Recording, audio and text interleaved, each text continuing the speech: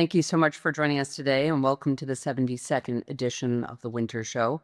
As America's leading art, antiques, and design show, the Winter Show is proudly owned by and benefits Eastside House Settlement, with all proceeds supporting its vital educational and social service programs. So we really appreciate you being with us this afternoon. I'm delighted to present to you today's conversation, Designing Tomorrow, the Power of the Maker's Touch, which brings together many friends and colleagues, Sarah Medford, David Kleinberg, and Emily Summers, and they're going to explore the enduring power of collaboration. So without further ado, I'm going to turn it over to Sarah. Thanks, Helen. Yes. Welcome, everyone.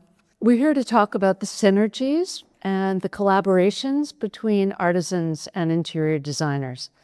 More and more designers are tapping artisans and craftspeople to bring uniqueness, refinement, and intimacy to the residential projects they do, also the hospitality projects, etc. But we're here to talk about residential work today. So let me introduce our panel. Emily Summers is here from Dallas, where she founded the city's most progressive and elite interior design studio 4 decades ago. For clients like Ross Perot, Dee Rose, and many more, Emily has helped shape collections and build collaborations with artists and artisans for her clients, from working with Saul LeWitt and Maria Pergay to Peter Lane and Studio Drift. New Yorker David Kleinberg brings nuance and deep sophistication to projects up and down the East Coast, West Coast, on land, sea, and air for his well-informed clients. They're often collectors, and David's team are magicians with space and light, building innovative settings for work by distinctly varied talents, from Lucy Rhee and Layla Land to Richard Prince. So let's dive in. So Emily, let me ask you, why do you think we're seeing a resurgence in specialty craft in interior design? It's as old as the hills. It's the beginning of interior design was really through craft. I think, first of all, that there's always been genius craftsmanship in every decade, but the awareness that people have now through the internet, through the dealers, and through these shows, it's just amazing what happens when you walk through these aisles and the things that you see, the creative craftsmanship that wouldn't be part of your vision without these wonderful experiences. I've been going to modernism shows for 30 years, and it just changed my whole way of finding furniture. So that's one. Very good. David, do you have a thought on it? Why there's been this refocus? What I'm seeing is a lot of overlap between fine arts and crafts. Crafts in the design world used to be a little bit of a dirty word, except for, people like Warren Esherick and, maybe Nakashima and makers who very early on bridged the gap, Wendell Castle, between kind of craftsmanship and artists. And I think younger people have found, and maybe this goes to a broader conversation we can have one day, about the fluidity between fine arts and craftsmanship. People are expressing their artistry in many different ways. Sculpture becomes furniture, furniture becomes art. And I think we're finding a lot more of that. It's much more acceptable. And to Emily's point, an art dealer has always worked with their artists and developed their careers. Furniture dealers now work with artisans and develop their careers and direct them as to what their impression is of the market and what the clients may want. And so I think there's been a real expansion in people's acceptance of that. Yeah, so there's really been a generational shift in how craftspeople do their work and target their work. I think so. And, God, if I heard it once, I've heard it a million times. Younger people don't want what none of us want what our parents had. It doesn't matter what age you are.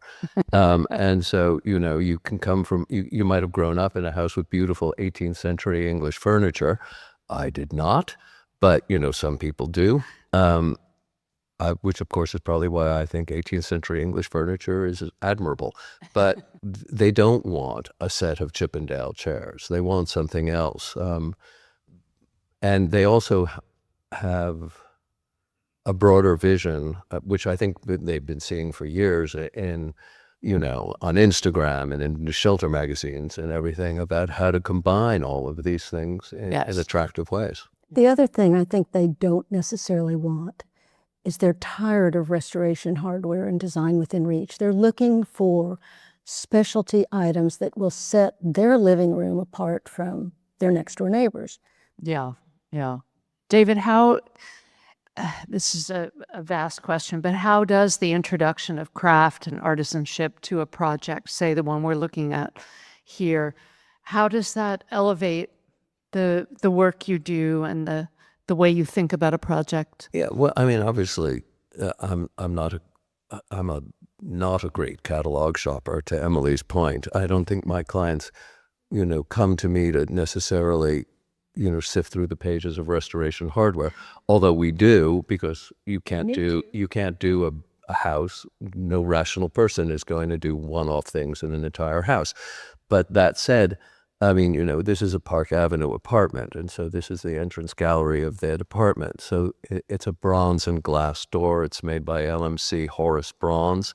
I mean, basically, you have a design point of view when you start a project. You work with your client. You share interest. You look at what they, where their interests lie. The architect on this project was Peter Penoyer. We worked on several projects together over the years. He's an architect here in New York, we all know, and I respect enormously. There was a Frank Lloyd Wright grill work that had come up for auction, 100 years ago. I've always loved it. So we didn't copy it, but we used it as a leaping off point. The center table is made by Laurence Montano. And Laurence is somebody I met in a gallery in Paris a million years ago, who works in bronze and wood. And so you kind of just sort of understanding what their abilities are. You think, oh, here's somebody who works with bronze. I want an interesting center table. So you sit down with him and you sort of say, the parameters are this, I want a table so high by, roughly this dimension. And you start to sketch out ideas, and that becomes very influential. It's what a room wants to be, or, these pieces they talk to each other. Yeah. I spent years talking to Mrs. Parrish about decoration and design when I lived there. And Mrs. Parrish always referred to colors that swore. She said, oh, those colors swear, you can't put them near each other. I thought that we were going to say that's a good thing. It is a good thing, because it's this dialogue. You can almost hear the furniture talking to each other. Yeah. And Emily, we were talking about modern and how many antiques we all have in our own homes, and the more modern sensibility. And I'm sure you're a mixer. Are there some artisans and craftspeople whose furniture you're loving right now that you feel are sort of indicative of trends in the market? I, first of all, discovered in Vienna, when I was in graduate school, Coleman Moser and the Wiener Werkstatt, Austrian group that completely started contemporary, strict furniture, deviating from all of the fuss of the turn of the century. And so I became a modernist there, but that doesn't mean I didn't love these historic pieces, and I tried to place them always in my life and my projects. But my most recent fun has been somebody like Chris Woolston or Nacho Carbonell, who are creating art that has a limited use, a secondary use as a light fixture, or a reuse of wicker melded with metal in a chair that has arms that embraces you. I mean, it's completely new and fresh, but it's old materials and tried and true artisans creating the wicker. I mean, they're still the same people, but it's the ideas and the energy that's been put into the pieces that I think is exciting. So look at Chris Woolston. He has a show at the in Dallas right now, at the Dallas Contemporary. And he is represented by Freeman Benda. Yeah, Freeman And Benda. he works in different materials, but primarily rattan and wicker and things. And his American, but his studio is based in Medellin, Colombia. And Nacho Carbonell is represented by Carpenter's Workshop, which is a great place to go to see really beautiful, imaginative work that is also furniture. So, and sometimes it's rocks with some sort of resin poured over the top of the rock that becomes a table.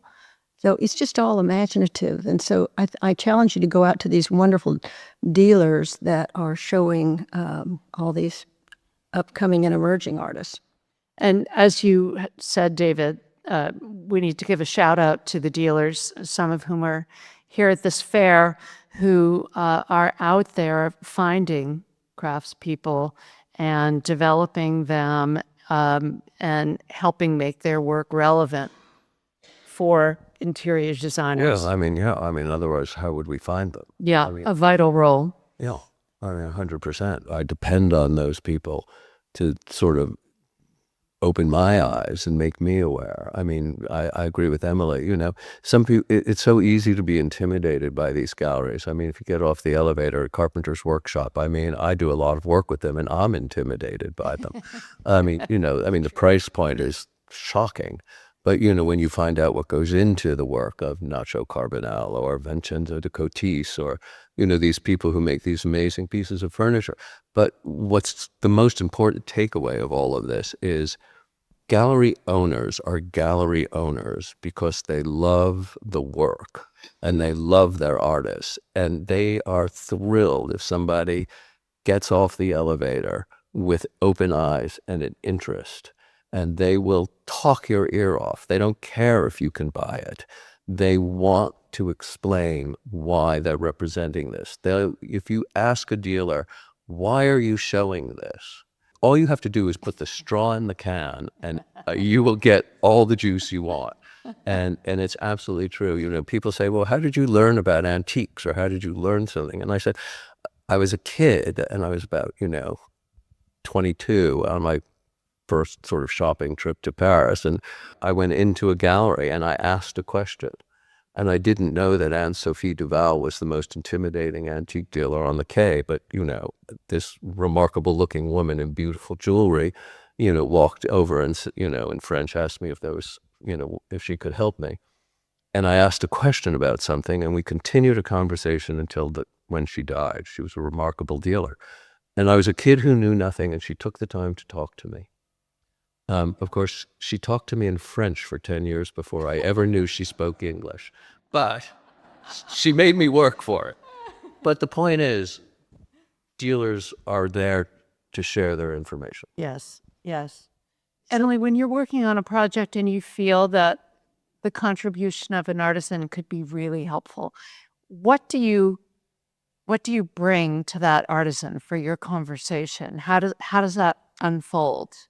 Well, there are different ways that works, but when I start a project, I consider the space. First of all, every project that I've ever worked on that was worth a grain of salt was a great collaboration with both the architect and a landscape architect. And so those early meetings, if you're able to be part of the early meetings with the architect, you realize that there's a special niche that they're considering or a unique fireplace or something. So that gives you an entree to find the right artisan that would enhance the space.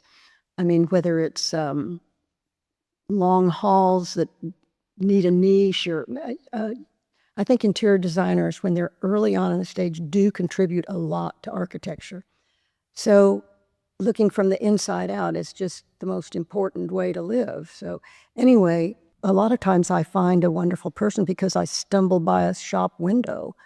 I think retail stores are a great resource for learning techniques. And, I've always loved to shop up and down Madison Avenue for lots of reasons, but part of it is, the floor samples and the walls and the craftsmanship. How did you find Peter Lane? Did you find him through Chahan in Paris? I walked by it and I just was stopped dead in my tracks. And I tried for 20 years before I So Peter Lane is based in Brooklyn. He was had a place in Los Angeles for a while, and I just followed him around. And finally, I had a client that was willing to do 11 walls with Peter.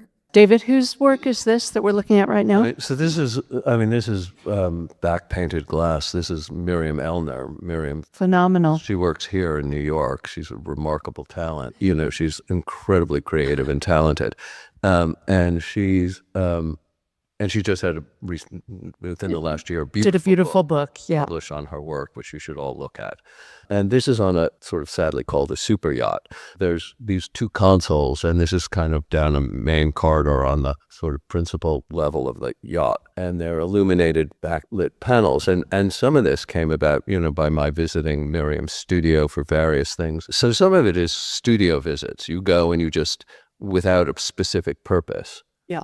I mean, I should admit this out loud, but if you sent me to look for wallpaper for your powder room, I'd come back empty-handed. I'm terrible at shopping for a particular thing, but I'm really good at shopping for something that I will put in my back pocket and use one day. You know, so it's the studio visits at Miriam's and then finding, you know, and then sort of saying, oh, now what would make, I mean, corridors and boats, even when they're 383 feet long, are kind of still confined spaces and need interest. But this takes it.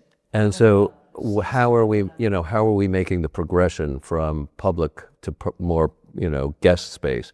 What's going to occur? How do you make that, that traveling, your passage through this interesting? And so it was like, let me talk to Miriam. And then it was like, okay, well, it is a boat, but we didn't want something that was nautical. And yet these kind of movements that she had a little sample of it, sort of, she's got her samples around and things she's working on. And then, you go back to them and you say, here's where I think we could do something. And then, she developed this into, so I think it does feel watery in a way, but it's not, kind of buoys and anchors. But you were attracted to that sense of movement and the lightness of it, and you knew that it would be... I mean, very Glamisé, because I'm a big, mid-century furniture fan. I mean, sort of reverse painted glass has always been something, from back in the days from Pansard and all those makers. I've always been attracted to it. But here it is brought, and again, I'm always interested in, taking something that has historic precedent and applying it in a more contemporary way. And how do we make it applicable for, here it's backlit with LED panels. Well, back in the 30s, in the 1930s, they didn't have LED panels. They might have designed something else had they, so it's about how makers are responding to the technology. Yeah, and this to me it could be 30s, it could be 70s, it could be, it is right now and it has a relevance to it. So, yeah, absolutely. So when you are, both of you working with one of your clients, you've got the craftspeople on one side and the clients on the other. How involved do the clients get in all of this? If they want to be involved, I love to have them be involved. And going to studios and visiting craftsmen is part of the fun that they have. They feel a part of it. The people that have worked with Peter Lane have been to his studio, and there must be 1,500 glazed samples and technique samples and all. It's very exciting. So anybody that gets deep into the process really is better off. Sometimes the other thing is when people think about crafts, they think only about modern and contemporary things. And so I threw some of these in the slide before. So these craftsmen are not just, carvers, and, these are craftsmen who work in plaster. And so the slide before was very classical, but it's creating architecture with plaster details. As in this. Is that. So, this is made with a company called Foster Reeve. So you're talking about the door surround? Yeah, which are surrounded with a mirrored niche in a gallery entry. The next is a lattice room, so sometimes working with craftsmen, we designed all of that lattice, and then it was all made for a room out in Los Angeles. And it's got a very eclectic collection of furniture in it. and the only room in the entire 40,000 square foot house that doesn't have paintings. But that said, it's a very classic, traditionally inspired room, but it's made with people who are current craftsmen. So the other part is some of these great craftsmen who are working today, and I think we're probably both asked this all the time, people say, well, can you find good craftsmen? Can you find good makers? And there are people all over the country who are continuing traditional crafts to today's world, still working it, which I think is equally as important as people who are inventing new things based on new techniques and new technologies.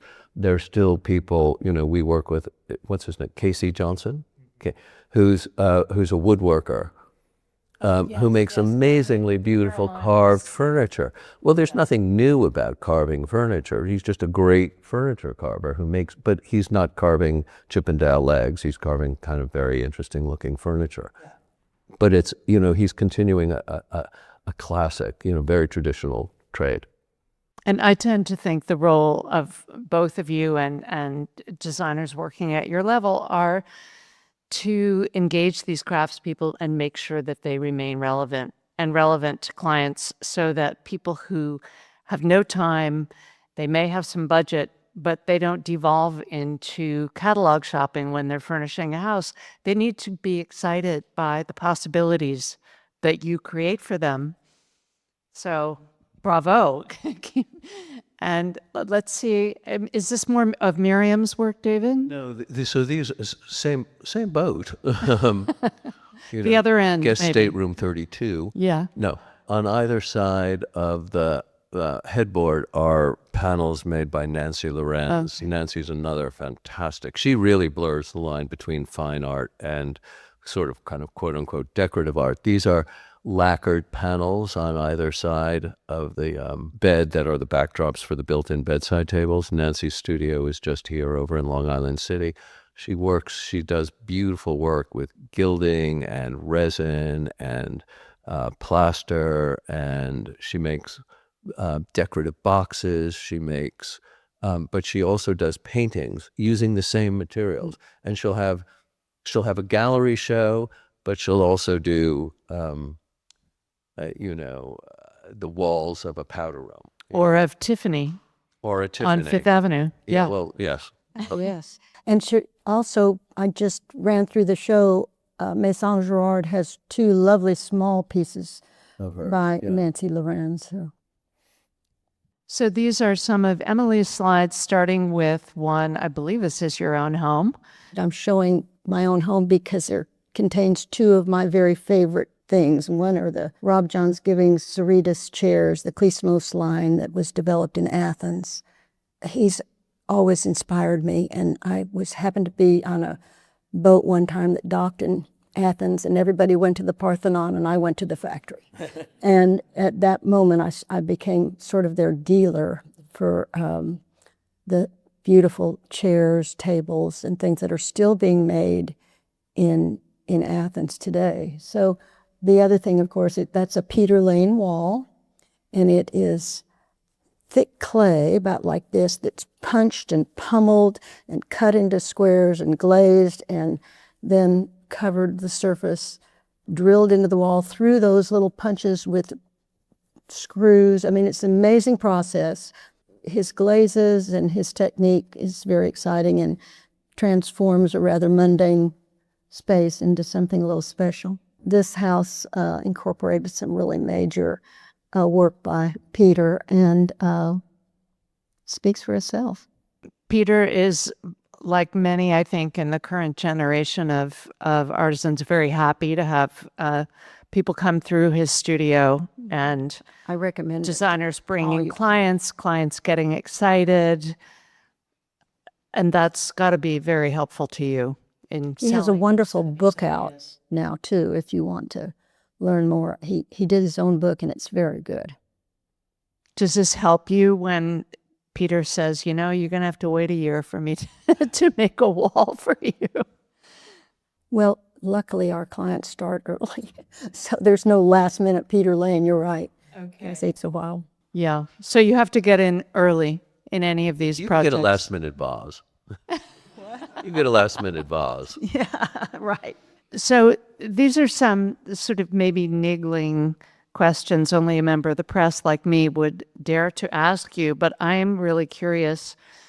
There are special relationships that develop over time with some of these makers, and they do things for you that maybe they wouldn't do for a designer they haven't known so long. And there are maybe things, looks that you come back to of Nancy's that you enjoy that she does?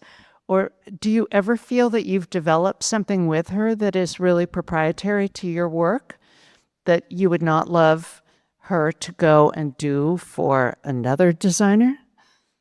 I mean, there are relationships, but as much as I adore Nancy, that's not one of them. I mean, sadly, I haven't done as much work with Nancy as I'd like to. If I could work with Nancy every day, I would. There are certainly people I've done more work with.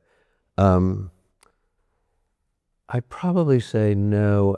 I think I develop things like that more with different kind of artisans. I mean, I've developed lots of furniture with the people who make furniture, so I wouldn't want them churning them out. Wall finishes that I've stood and agonized with somebody, and I'd say, I'd hate if as lovely as Emily is, I'd be really ticked off if he had done it for that. I mean, I wouldn't mind if he said, "Oh, this is something I've done for David," and Emily said, "Oh, well, that makes me think of this," and she'd just make it better. I think we have pretty like minds. It could happen. But this is something that's a real change. In the 20s and 30s, there were artisans who only worked, or in the 18th century, artisans who only worked with one designer. I think there's another school of thought, though, that we have to consider, and that is we have to keep these talented people busy. Mm-hmm. Yes. So I'm always thrilled when somebody discovers, like Deborah Forst in Brooklyn that does tile work for me, because I want her to be around. I want her to be successful. So here's a slide of yours with a Nacho Carbonell lamp on the back left. So that's a carpenter's workshop thing. And do you want to talk through some of the other pieces in this room, Emily? Well, I'm crazy about a lot of the things, but first I'll mention we did the screen with a local Plano, Texas plaster creator that does moldings. I had a picture of a similar screen from a Palm Springs house. It's got tons of brise-soleil in Palm Springs. So they were able to recreate this company that had never been challenged like that, which speaks to what David was saying. The sofa is Pierre Jovanovich, who is a great talent, and we love the thought that goes into his work. He was a student of Andre Putman, who was my mentor, one of my favorite designers. The rug is Cogulan, which out of Paris, which I just love these rugs. They have so many creative ways of expression. One of them being, which you'll see in another slide, they interpret garden design in their rugs. So if you're doing a garden room or something. But this one is just an all-over pattern, but a lot of quality. So this is Joseph Walsh. Well, Joseph Walsh every year has a seminar in Cork, Ireland, and he brings makers. And by the way, when's the first time you heard the word maker used the way we do now? I mean, it's a recent term. So anyway, he has a big makers conference, and he brings people like Billy Sin and Todd Williams and great architects, and then he'll bring somebody that makes baskets out of just the most amazing material and birds' nests, and he brings all these creative resources together for this seminar. And his studio is lined with the most incredible tools. He can take wood forms and turn them into sculpture that can sit outside in the weather. He has these techniques. He's just a genius and fun to work with. So this particular console, this was a black walnut that's pared and thin on a bronze cabinet. Beautiful William Kentridge vocabulary piece over it. And there's the Coghlan rug that is the garden design. It's a garden pattern from. And who was responsible for the trellis work? Oh, that's Accents of France, which I was fortunate enough to have a drink at the Ritz in Paris, and I fell in love with the trellis there. But when Is that a Thierry Despont thing? I don't know. I think the thing I want to mention, though, about trellis today and Accents of France is it's made in aluminum as well as the traditional wood carving that you're thinking is. And so it endures Texas extremes or New York extreme weather. So they're a wonderful company, and they performed beautifully. And then I also love Robert Keim. I think we all of us in the design world respect his beautiful fabrics and techniques and historical approach to fabric. Then there are some antiques. There's a grotto table that was a married piece, and then there's a 30s table. I do a lot of 30s stuff, 30s and 40s.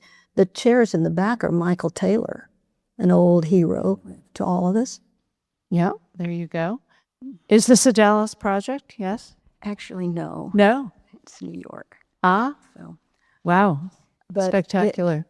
the great experience in my life was to work with Maria Pergay. She died in 2003 at age 93. And she was a genius. This table is an example, but she started out in the 60s working in nickel and stainless steel, and she loved metals. And here's this little lady creating the flying carpet sofa that you all have seen. It's all aluminum with a cushion, and she made things that were whimsical. She was just the most amazing person. And this table is a bronze base with nickel surround, a piece of wormy chestnut sliced across and filled with resin. Now, I mean, that's quite a feat, right? Absolutely. This is a design team that you both have worked with, Studio Drift, who are represented by Pace, I believe. No? Carpenter's Workshop. Carpenter's Workshop. Yeah. But I saw them, I went to, this group is in Amsterdam, and they all went to Eindhoven, the great school in near Amsterdam. And I was able to see, which I could not believe my eyes, these are dandelion seeds placed directly onto LED lighting to form a lit dandelion, one of a kind.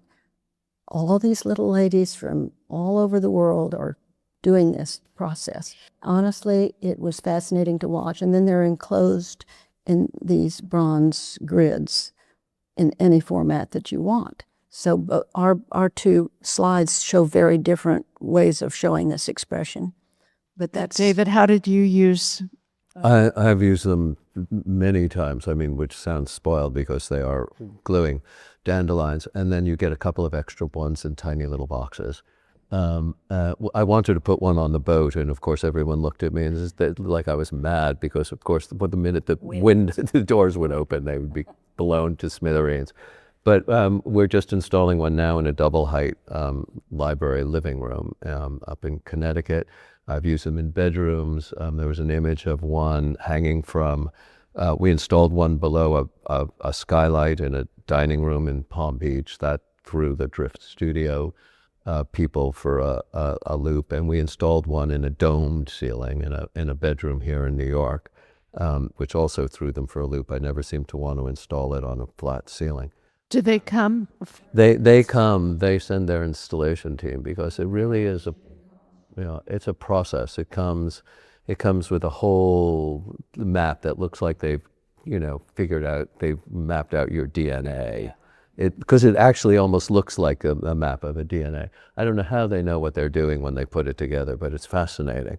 And then, of course, they stand on these, they stand on scaffolds for, hours and hours and hours, and then the simple thing doesn't work. The driver doesn't work, so that's what they have to resend. But anyway, they're ethereal and magical and whimsical, and they're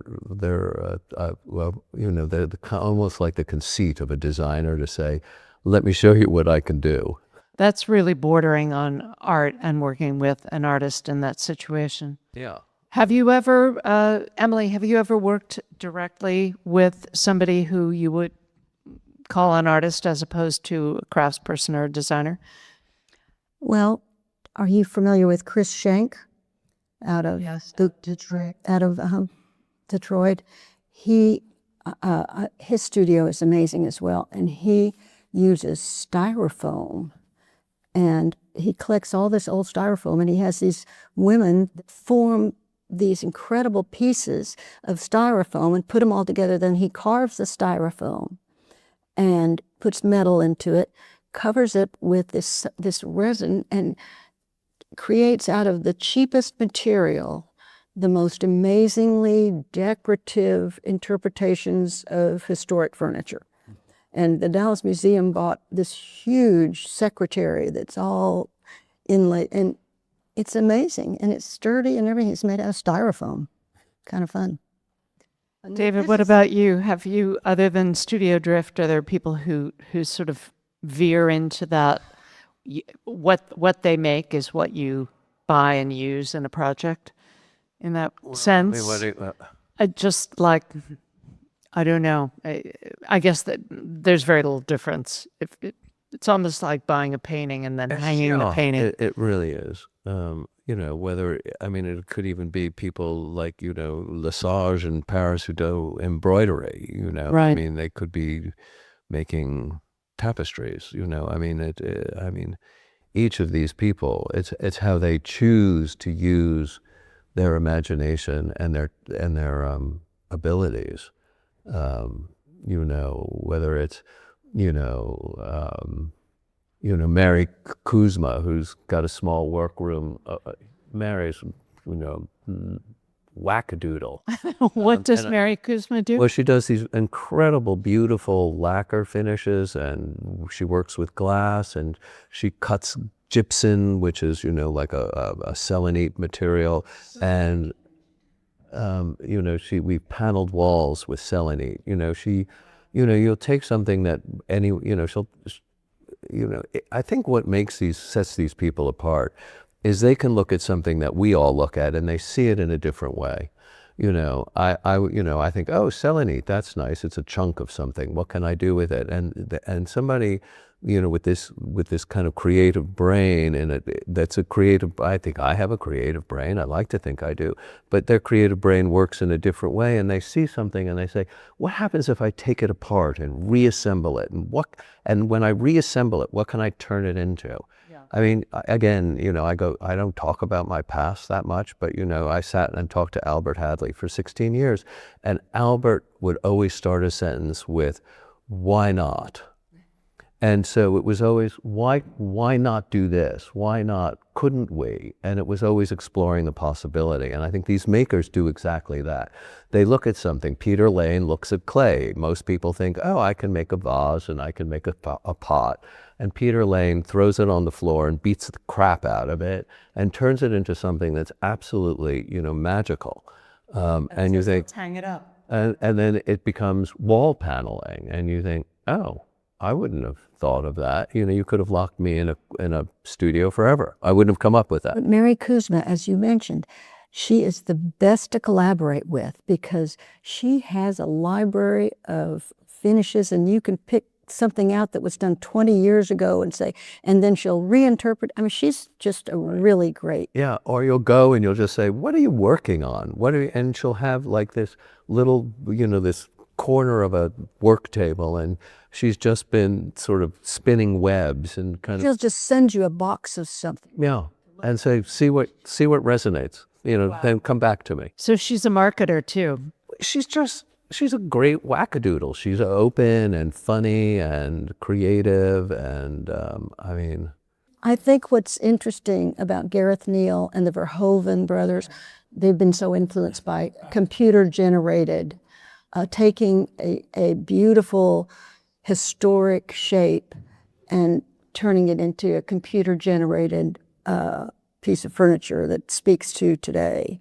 And I think that's a process that is happening throughout the design world.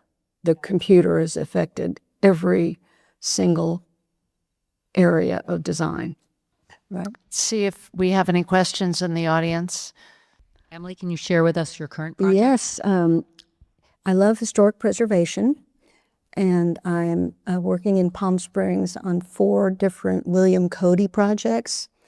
And he was a very inspired mid-century architect that changed the way people live in the desert, because they were the first golf course developments that had houses around them. In the Northeast, the golf courses are off by themselves and the houses are off by themselves. But in the desert, once the aquifers produce the water, they produce the golf courses. And then all these mid-century homes were built. And all the Los Angeles, came over on the weekends and spent time there and didn't want big, vast houses. So people like Neutra, Lautner, I call Palm Springs the Williamsburg of mid-century architecture. I mean, it's just perfect for that. And As in not Williamsburg, New York, as in Williamsburg, Williamsburg. wherever that is, North Carolina or something. What was your question? Oh, I'm working on 5 projects or 4 projects in a country club in the desert. It is fun because it's a great resource. They're about ready to have a modernism week that brings tens of thousands of people to Palm Springs, and all these dealers come. Just another one of these great shows. So I recommend, if you want to get out of the snow. And David, what about you? We're working. I mean, you're always working, but what's top of mind? We've always got a few things going on in New York City, various apartment projects, and just finished something in Miami. We'll start something up. I was just in Austin yesterday. We finished that. We'll start something, a new ground-up house in Greenwich. So I try not to think about all of them at once. But we really do residential work. We don't do very much commercial work at all. With the commercial projects we've ever done have been related to our clients. But Your office will tell you. somebody will tell me. Another question? Like the instance where you wanted to put the light with the dandelions on the boat, when has a maker had to temper your vision? That's just not in my realm. We just work it out, But the client is, my first job was at Neiman, Stanley Marcus. The client is always right. That was his motto. And so, I kind of work under that directive. I don't tell clients they're wrong. I convince them that something else is better. I think makers are sort of adept at doing that. That they won't say I can't do it. They'll work something else out. I have a great, friend in the business who always used to say her favorite expression is, "Oh, it's not what I expected, but it's exactly what I wanted." And so I think, if they're doing their job well, that's what they convince you of. The goal is to exceed expectations, always. So somehow you've got to figure out how to do it. And often on a budget, actually. So actually, the budget concern, I'm sure we've been showing all this fancy stuff, but sometimes the budget is what produces the creativity or the lack of budget. So because it causes you to use alternate materials or something you wouldn't have thought of. And value engineering can be your friend, really. Yes, I'm sure when he started collecting styrofoam, it's because it was available, and material is expensive. Well, on that note, maybe we should let everybody go back to the show and see some really glorious, Go buy something. glorious material that may or may not be expensive. Thank you all for coming.